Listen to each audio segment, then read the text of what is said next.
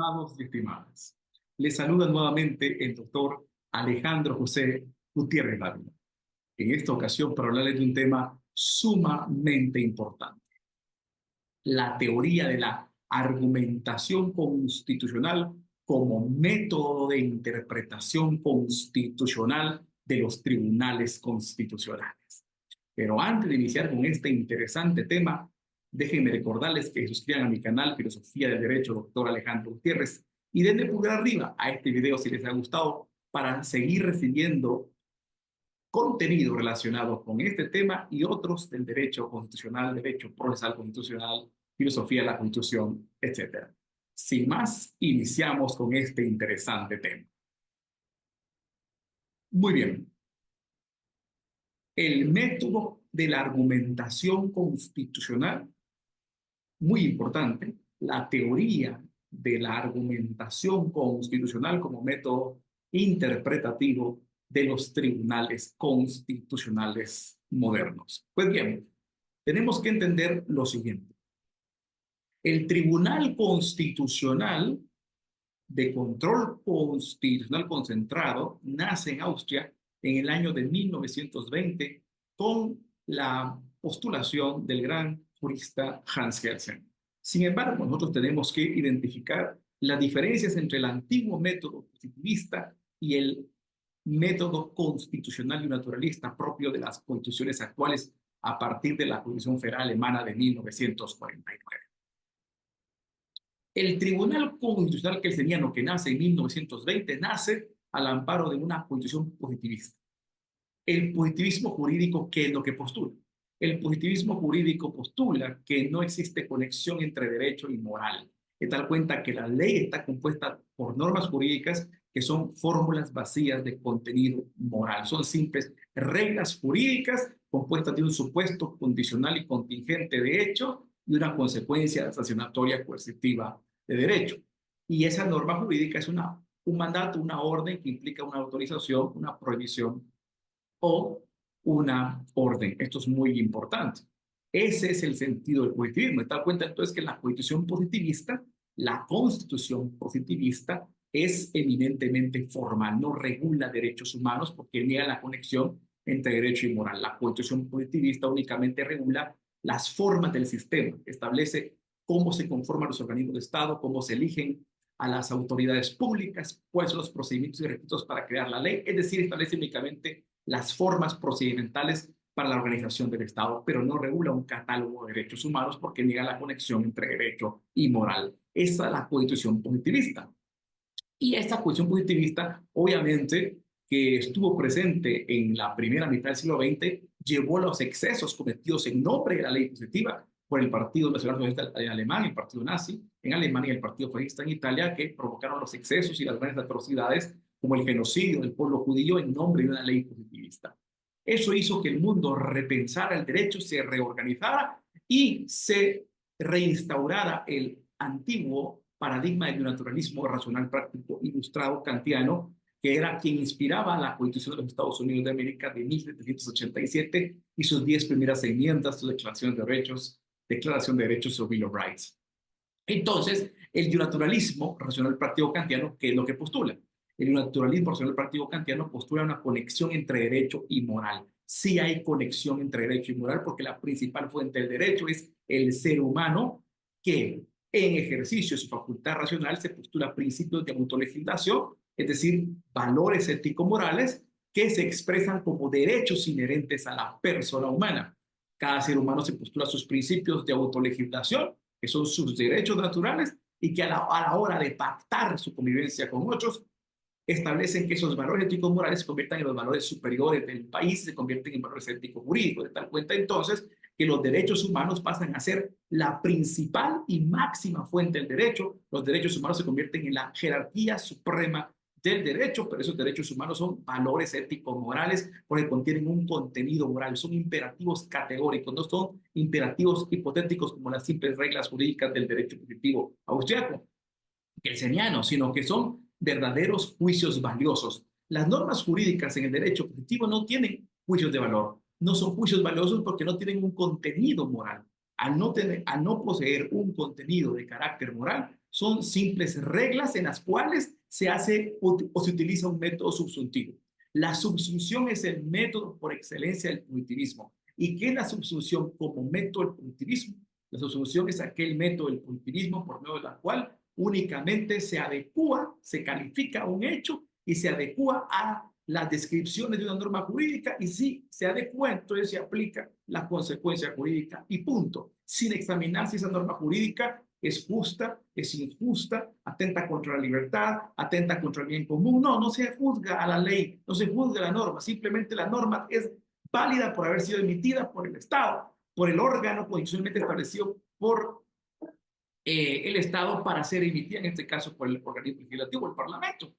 Y punto. No tiene o no le aplica ningún juicio de valor, simplemente se aplica el simple método subsuntivo en las normas jurídicas positivas. Pero una vez establecido el sistema justnaturalista, que sí acepta la conexión entre derecho y moral y que postula como máxima jerarquía, como fuente suprema y soberana de todo el derecho a los derechos humanos naturales como valores ético-morales y superiores de todo el Estado, entonces el método tiene que cambiar. A partir de que el mundo se reorganiza y se reinstaura el naturalismo racional partido kantiano, aparecen las constituciones de inspiración naturalista, empezando por la Constitución Federal Alemana de 1949, luego la Constitución Italiana, la Portuguesa, la Constitución Española de 1978, y luego ya en Iberoamérica empezamos con esa inspiración naturalista racional partida kantiana con la actual Constitución Política de la República de Guatemala, aprobada el 31 de mayo de 1985, luego la Constitución de Brasil de 1988, la Constitución de Colombia de 1991 y la Constitución mexicana a partir de la reforma constitucional del año 2011, entre otras constituciones.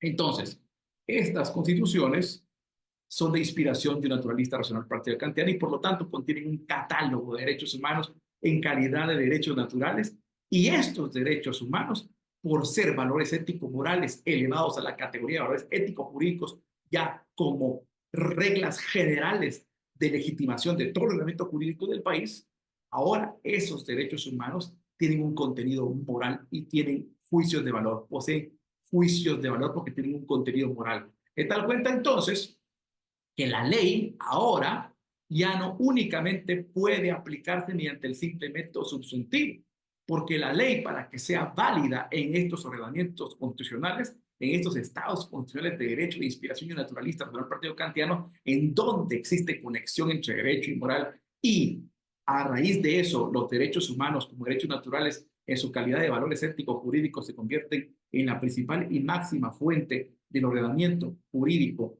del Estado, tienen que prevalecer en su calidad de primacía constitucional para establecer la validez y la plena validez de las leyes infraconstitucionales. Es decir, a partir de este momento, entonces las leyes del país, las leyes del Estado, las leyes del ordenamiento jurídico tienen que justificarse, legitimarse con base en esos derechos humanos naturales. Ahora no se puede aplicar el simple método sustantivo, sino que todas las leyes del país tienen que estar irradiadas de una justificación y una legitimación ética, es decir, que las leyes tienen que ser justas, tienen que tener un contenido valioso, las leyes tienen que tener un criterio de valoración que les permita ser válidas. Por lo tanto, ahora el Tribunal Constitucional o los tribunales constitucionales tendrán que utilizar el método de la argumentación. El método de argumentación va a sustituir al método sustantivo. ¿Por qué? Se va a utilizar el método de argumentación porque el método de argumentación es el discurso racional lógico por medio de la cual se van a dar razones para establecer los criterios de valoración que existen en los distintos ordenamientos jurídicos del país. Vemos que las normas jurídicas ahora tienen que estar legitimadas por un contenido valioso. Dado que los derechos humanos en su calidad de valores éticos jurídicos se convierten en la principal y máxima fuente del derecho y en parámetro de legitimación ética de todas las leyes del ordenamiento jurídico del Estado, de ahora en adelante todas las leyes tienen que observar el contenido moral de los derechos humanos como valores éticos jurídicos y como parámetros de legitimación ética. De tal cuenta entonces que para poder aplicar la ley hay que dar razones, hay que juzgar, hay que examinar, hay que dar razones, hay que dar un discurso racional para establecer el grado de justicia o injusticia que tiene la ley. No es simplemente aplicar la ley, primero que juzgar la ley, determinar su grado de justicia, su grado de adecuación al derecho a la libertad, a la dignidad, a la igualdad, a la justicia. De tal cuenta entonces que la argumentación jurídica constitucional como método de interpretación constitucional es el discurso lógico racional por medio del cual se dan las razones y los motivos para determinar los grados y los criterios de valoración, los grados de justicia, los grados de adecuación que tienen las leyes respecto a los derechos humanos, naturales, como valores éticos jurídicos del ordenamiento jurídico del Estado. De tal cuenta entonces que la argumentación jurídica va a dar un discurso racional en donde se van a dar las razones, los criterios de establecer la medida, el nivel y los grados de justicia, los grados de adecuación axiológico que tienen las normas jurídicas respecto a los derechos humanos como valores éticos jurídicos del Estado. De tal cuenta entonces que si entrasen en colisión unas normas con otras porque desarrollan de menor o mayor forma ciertos principios y estos derechos fundamentales, tendrá que hacer un balance con criterios de valoración para establecer los grados de justicia, injusticia y los grados de adecuación o de mínima o máxima protección que tienen las leyes respecto a los derechos humanos que están desarrollando. De tal cuenta entonces que las leyes que protejan con mayor ahínco, con mayor optimización, con mayor expansividad los derechos humanos y en el caso que protejan los mismos